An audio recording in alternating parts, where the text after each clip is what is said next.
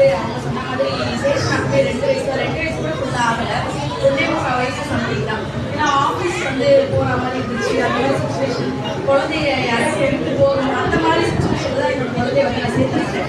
அதுவே சரஸ்வதி விஜயதசமி சம்திங் அப்போதான் வந்து சேர்த்தேன். பிளே ஸ்கூல் அப்போ கொஞ்ச நாள் தான் படித்தேன். அதுக்கப்புறம் ப்ரீகேஜி படித்தேன், அகைன் எல்கேஜி படித்தேன், இப்போ வந்து யூகேஜி வந்து கம்ப்ளீட் பண்ணலாம்.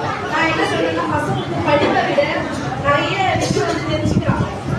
இப்போ ஸ்டேஷனாக எடுத்துக்கிட்டோம் அப்படின்னா என்ன பொறுத்த வரைக்கும் ஸ்டேஷனாக படிப்பு தேவையில்லை, நிறைய விஷயம் தெரிஞ்சுக்கணும், நிறைய வெளியில எப்படி இருக்கிறாங்க, இங்க good touch bad touch miss இதெல்லாம் சொல்லி தராங்க. அதெல்லாம் கேட்கும்போது எனக்கே ரொம்ப ஆசையா இருக்கும். அப்ப நம்ம ஸ்கூல்ல இதெல்லாம் சொல்லி தராங்க, சொல்லி தருவாங்க. ஒரு பேரண்ட்ஸ் தான் நம்ம என்னெல்லாம் கற்று தர முடியுமோ அது எல்லாமே ஸ்கூல்லேயே வந்து நாலேஜ் வந்து பண்றாங்க பசங்களுக்கு. நிறைய விஷயம் வந்து ஸ்டேஷனாக என்னை பொறுத்த வரைக்கும் அவள் படிக்கிறா எழுதுறா. நான் என்ன யூஸ் பண்ணா லிசனிங் ஸ்கில் நல்லா இருக்கா, ரைட்டிங் ஸ்கில் நல்லா இருக்கா, அது போதும். அவள் ரொம்ப நல்லா எழுதணும், ரொம்ப நல்லா படிக்கணும் அப்படிலாம் நான் நினைக்கவே மாட்டேன். அந்த அளவுக்கு ஓரளவுக்கு எல்லாமே தெரிஞ்சுக்கிறாங்க. நிறைய எக்ஸ்ட்ரா விஷயம்லாம் நிறைய ஸ்டேஷன் வந்து தெரிஞ்சுக்கலாம்.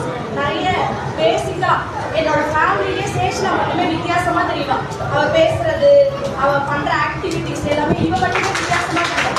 அதுக்கு என்ன காரணம்னா இந்தியாவுக்கு கிடைக்கிற நாலேஜ், இந்தியாவுக்கு கிடைக்கிற எஜுகேஷன் அப்படின்னு நாங்க எல்லாம் ஒரு மாதிரி பேசினா அவ மட்டும் வேற மாதிரி பேசுவான். அதுவே எனக்கு ஒரு பெரிய விஷயமா தெரியும். எனக்கே தெரியாத சில விஷயம்னா கூட அவன் நோட் பண்ணி எல்லாமே பேசுவான். வீட்டில் நடக்கிறதா இருக்கட்டும், இல்லை வேற ஏதாவது பேசுறதா இருக்கட்டும், அந்த மாதிரி பசங்க அந்த அளவுக்கு யோசிக்கிறாங்க. பெரிய விஷயம் அதெல்லாம் என் பொண்ணு கரெக்டாக பண்ணுவா. அதெல்லாம் இங்கே இருக்கிற டீச்சராக இருக்கட்டும், அவங்க சொல்லிக்கிற விஷயம் தான் எல்லாத்துக்குமே காரணம். Thank you so much. இந்த வருஷம் எங்களுக்கு வந்து ஸ்கூலில் டீச்சராக அது ஒரே ஒரு விஷயம் தான்.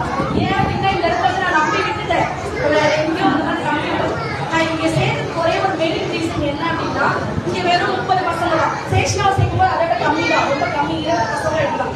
அப்புறம் என்ன ஆச்சுன்னா மிஸ்ஸுக்கு வந்து 1-to-1 பேசுறதுக்கு நிறைய சான்ஸ் கிடைக்கும். நம்ம பசங்களை தனியாக கேர் பண்ணுறதுக்கு நிறைய டைம் கிடைக்கும் மிஸ்ஸுக்கு. நான் அப்படியே பெரிய ஸ்கூலாக சேர்க்கணும் அப்படின்னா ஒரு கிளாஸ்ல 50 பேர் 60 பேர் பசங்களை போட்டு அழைச்சிருப்பாங்க. யாரும் அந்த மிஸ்ஸுக்கே தெரியாது யாரும் யாரும் எப்படின்னு சொல்லிட்டு. இங்கே எப்படின்னா சேஷனா பற்றி எல்லா மிஸ்ஸுக்குமே தெரியும், சேஷனா பற்றி எல்லா மிஸ்ஸுமே பேசுவாங்க. ஸோ அந்த 1-to-1 கான்வர்சேஷன் வந்து நல்லா இருக்குன்றதாங்க நான் இந்த ஸ்கூல்லே வந்து சேர்த்தேன். நல்ல எஜுகேஷன் வந்து நல்லா இருக்கு, பசங்களோட ஸ்கில்ஸ் வந்து நல்லா இருக்கு.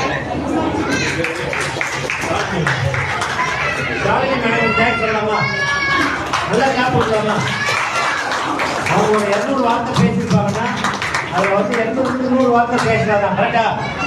ஸோ அந்த இன்வால்மெண்ட் வந்து அது தெரியுது, ஓகேங்களா.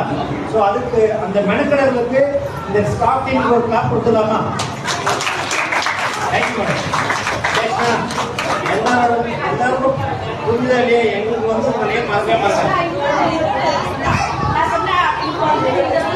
முடியுது நீ வந்து வேற ஸ்கூல் சேர்க்க போற அப்படின்னா அப்ப லோகேஷன் சூப்பர், அவங்களுக்கு கிளாப் கொடுத்துடலாம். ஓகேங்களா. இதுதான் சக்சஸ். நான் வந்து இந்த மாதிரி 2 ப்ரோக்ராம் நான் அட்டன் பண்ணுறேன். வேலூருக்கு நேர்மை ஒரு ப்ரோக்ராம் பார்த்தேன், அவங்க ரொம்ப ஒண்டர்ஃபுல்லாக பிளான் பண்ணியிருந்தாங்க. இதே மாதிரி அப்போ தான் தெரிஞ்சுது இந்த உலகத்தில் தான் நம்ம இருக்கிறோம், ஆனால் இதெல்லாம் நம்ம மிஸ் பண்ணியிருக்கிறோம் அப்படின்னு சொல்லிட்டு. ஸோ அப்போ நம்மளோட கான்சன்ட்ரேஷன் ஃபுல்லாக குழந்தைங்களுக்கு கொடுக்கும்போது தான் அவங்களோட வளர்ச்சியை பார்த்து என்ஜாய் பண்ண முடியும். Thank you so much. தேங்க்யூ.